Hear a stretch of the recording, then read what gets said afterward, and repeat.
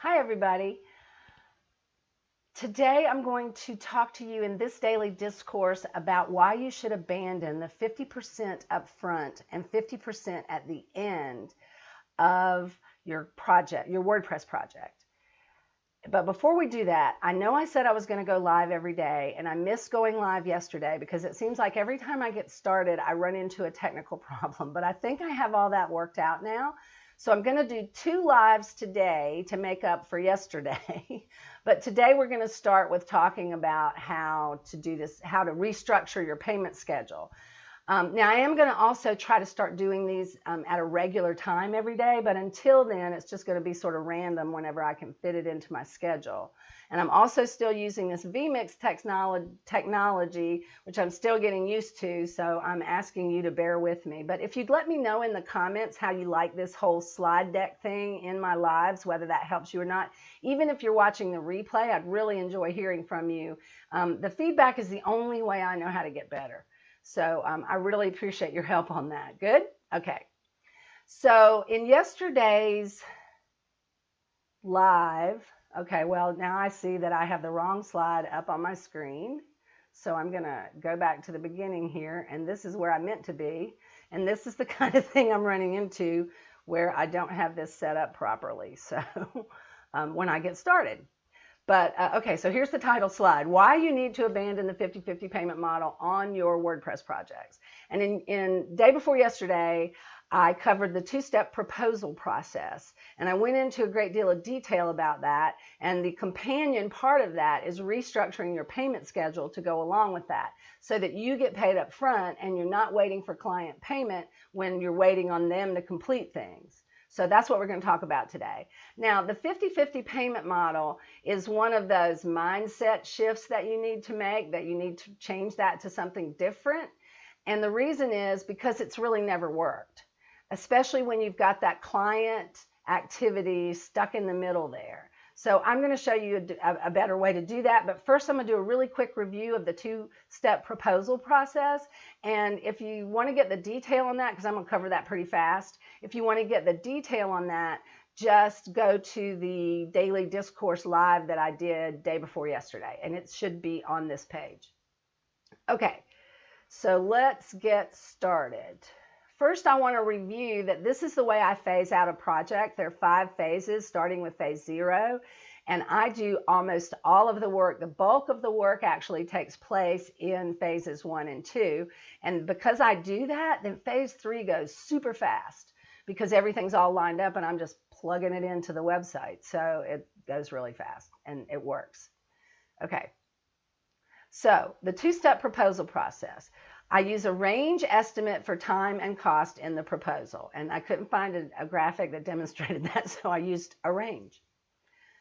Okay, and then when the proposal is accepted, I get a deposit that covers me all the way through phase 2, all the way through the deep dive, all the way through collecting the content, organizing the content, creating the content, whether I'm doing that job or the client's doing it.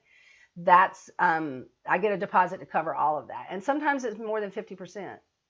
Then when I develop the more detailed statement of work at the end of phase 1, then that's when I give a more precise estimate. Now, if that statement of work does not exceed what's in the proposal, the range that I presented in the proposal, then everything just continues on and all is good.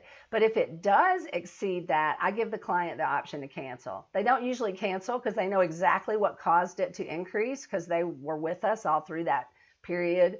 And they helped us with the deep dive, so they know exactly the things we uncovered during that. So they usually don't have a problem with it. But in the event that they do cancel, I just hand over the statement of work, let them go get somebody else to implement it. And I've already been paid for it, so I don't really mind doing that. And then I move on to a better client for me. So let's look at how this all looks. Oh, wait, one more thing.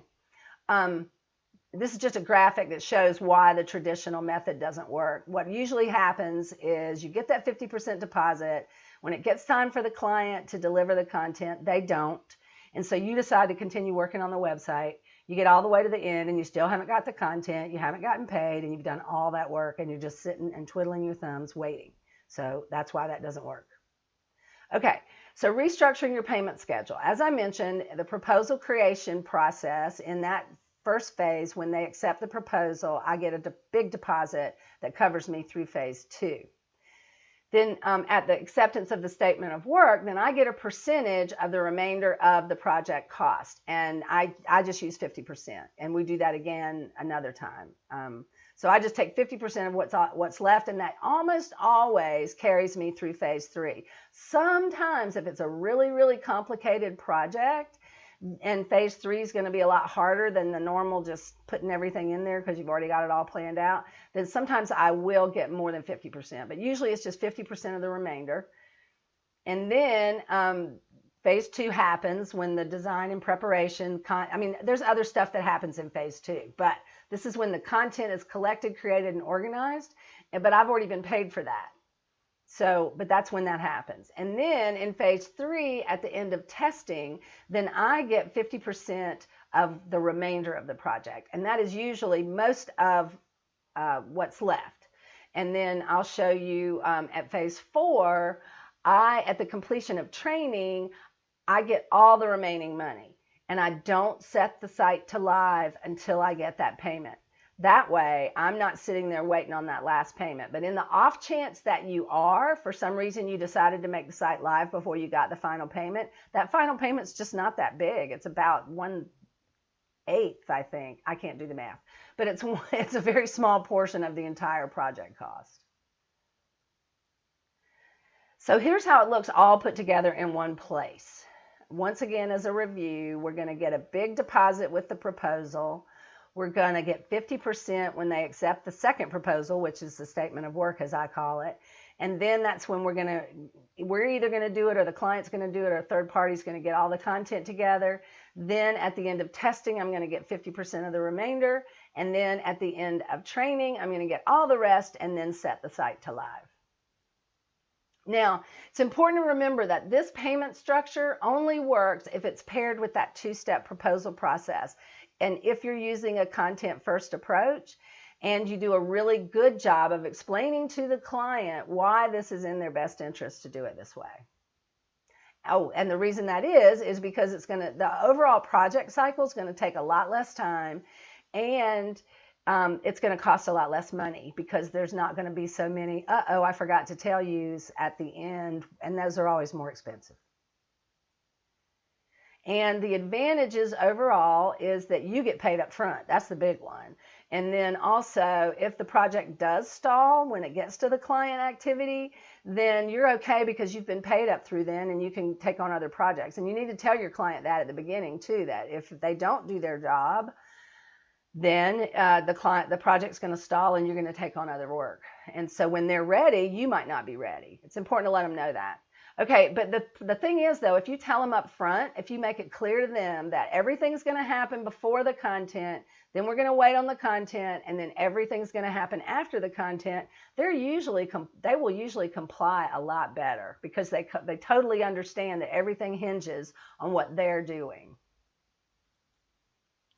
Okay, so if you want to get some more training on this, on how to control scope creep and how to use a content-first approach, then I've got some freebies for you on my website. Just go to wproadmaps.com.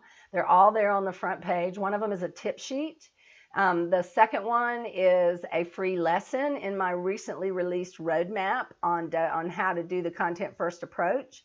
And then the other one is like a little mini course on the 6 principles of productivity management, which I think I'm going to change the name to 6 productivity principles for WordPress project success. It's a little easier to say, I think. But anyway, those freebies are out there for you. I hope that you will take advantage of them. And then if you still want to learn more, I have a private Facebook group called WordPress Project Management. And all you have to do is search on Facebook on WordPress Project Management, or go to wproadmaps.com/my group, and it'll forward you right over there to the Facebook group. And the other thing I want to tell you about is this podcast that I've fallen madly in love with called The Admin Bar. Now, these two guys, they interview some pretty important people, but they're super relaxed, super laid back. They come from other industries into WordPress, and so they cover a lot of stuff that we're all struggling with on the business side of things. So I spend a lot of time in that Facebook group, and I look forward to their weekly podcast every week. And they also do that live within the group, so you get to actually watch it at the same time. And I think then they post that on YouTube. But anyway, I'm just saying that the admin bar is a great place to go to if you want to learn more. Now, in this afternoon's live, it is already afternoon, but later this afternoon, I'm going to cover setting client. I'm going to start a whole series on setting client expectations, because that's a big part of any of this project management stuff, is that you really have to be super clear with the client up front. So I'm going to show you all the different places in your project schedule and your project defining documents that you can do that, so that there's not any question and that you don't run into those roadblocks. So I really appreciate you watching the Daily Discourse and watching my Facebook Lives, and I hope to see you this afternoon. I will see you soon.